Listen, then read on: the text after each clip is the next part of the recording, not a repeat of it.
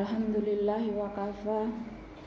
Wassalatu wassalamu ala rasulihil mustafa wa ala alihi wa sahbihi wa man ihtada amma ba'du.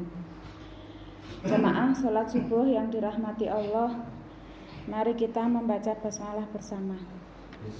Bismillahirrahmanirrahim. Bersyukur kepada Allah dengan mengucap Alhamdulillahirabbil alamin. Bersolawat pada Nabi dengan mengucap Allahumma sholli ala Muhammad wa ala ali Muhammad. Bapak-bapak, ibu-ibu yang dirahmati Allah, kemarin Ustadz Widodo menyebutkan tentang Isaf dan Nailah. Siapakah mereka? Isaf dan Nailah adalah sepasang kekasih yang dikutuk menjadi batu karena berzina di Ka'bah. Masyarakat Mekah hidup menjalankan syariat Nabi Ibrahim alaihissalam dan diteruskan oleh putranya yaitu Nabi Ismail alaihissalam. Setelah Nabi Ismail wafat, masyarakat Mekah masih menjalankan ajaran yang benar. Orang-orang Jurhum menjadi penguasa Mekah secara turun-temurun. Suku Jurhum berasal dari Yaman sebagai suku yang pertama bermigrasi ke Mekah. Dan istri-istri Nabi Ismail adalah berasal dari suku Jurhum. Orang-orang Jurhum mendapat banyak keuntungan dengan adanya ibadah haji di Mekah. Setiap tahun musim haji, orang-orang dari penjuru bumi datang ke Mekah. Masyarakat Jurhum mendapatkan keuntungan dengan berdagang di musim haji itu. Pada waktu inilah kisah Isaf dan Nailah terjadi. Isaf, seorang pemuda di zaman negeri Yaman, mencintai Nailah dan ingin memperistri, tetapi saat melamar dia ditolak oleh orang tua Nailah. Sedih sekali mereka, padahal saling mencintai. Lamaran ditolak, bertemu pun dilarang. Maka agar bisa bertemu, mereka berencana dan janjian bertemu di Mekah saat musim haji. Mereka menempuh perjalanan jauh dari Yaman ke Mekah sejauh lebih dari 1000 km dengan rombongannya masing-masing. Malam hari saat orang-orang terlelap tidur, mereka lepas kontrol dan melakukan perzinahan. Oleh Allah mereka dikutuk menjadi patung, kakinya gempar. Oleh pemuka-pemuka Jurhum disepakati mereka dipindah keluar Ka'bah sebagai pengingat agar orang-orang jangan sampai melakukan hal yang sama di Ka'bah yang suci, yang disucikan. Tidak boleh melakukan yang demikian. Jika melakukan akan mendapat azab secara kontan.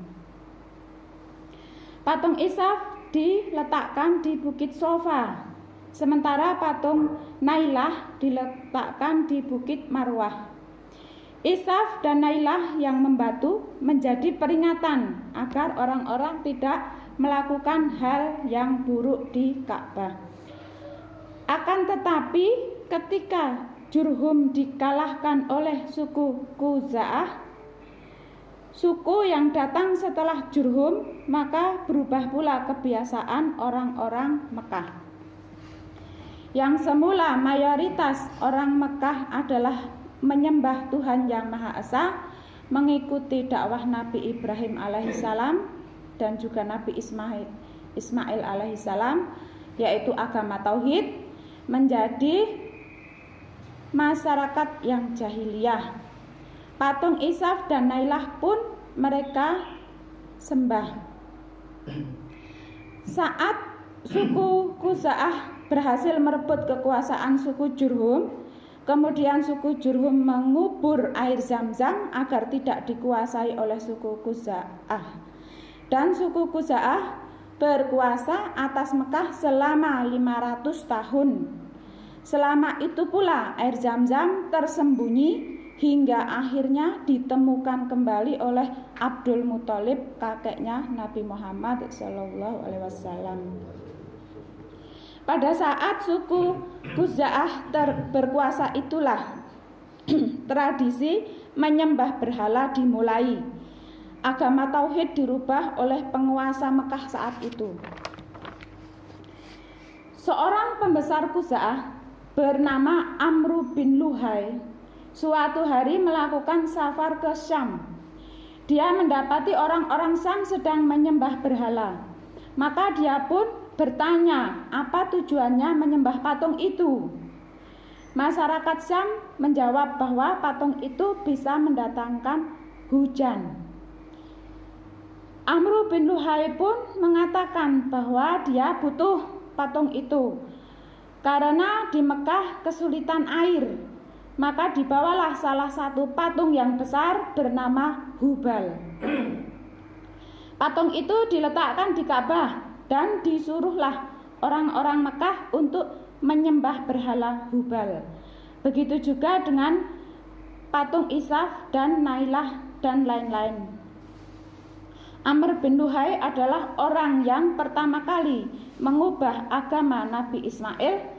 Dialah pelopor penyembah berhala. Dia juga yang menyuruh kepada tiap kabilah untuk membuat patung sebagai ciri khas masing-masing. Ibnu Ishaq menjabarkan sebuah hadis. Rasulullah berkata, "Aku melihat Amr bin Luhai menyeret usus-ususnya di neraka." Karena dia pelopor penyembah berhala, dia yang merubah agama Nabi Ismail, Nabi Ibrahim. 500 tahun tradisi menyembah berhala itu berlangsung. Meski pada akhirnya kekuasaan Mekah kembali kepada suku Jurhum, yaitu setelah Qusay bin Kilaf berhasil menjadi menantu raja suku Khuza'ah. Lalu dengan perjuangan yang tidak mudah, Qusay bisa menggantikan mertua yang meninggal dan Qusay bin Kilab menjadi raja Mekah dan dari suku Jurhum. Qusay bin Kilab adalah kakek buyut Nabi Muhammad SAW. Hingga akhirnya kota Mekah dibebaskan oleh Rasulullah pada waktu Fathu Mekah. Semua berhala dimusnahkan. Begitu kisahnya. Kalau ada salahnya saya mohon maaf. Wallahu a'lam bishawab. Kita membaca hamdalah bersama-sama. Alhamdulillahirabbil alamin. Wassalamualaikum warahmatullahi wabarakatuh.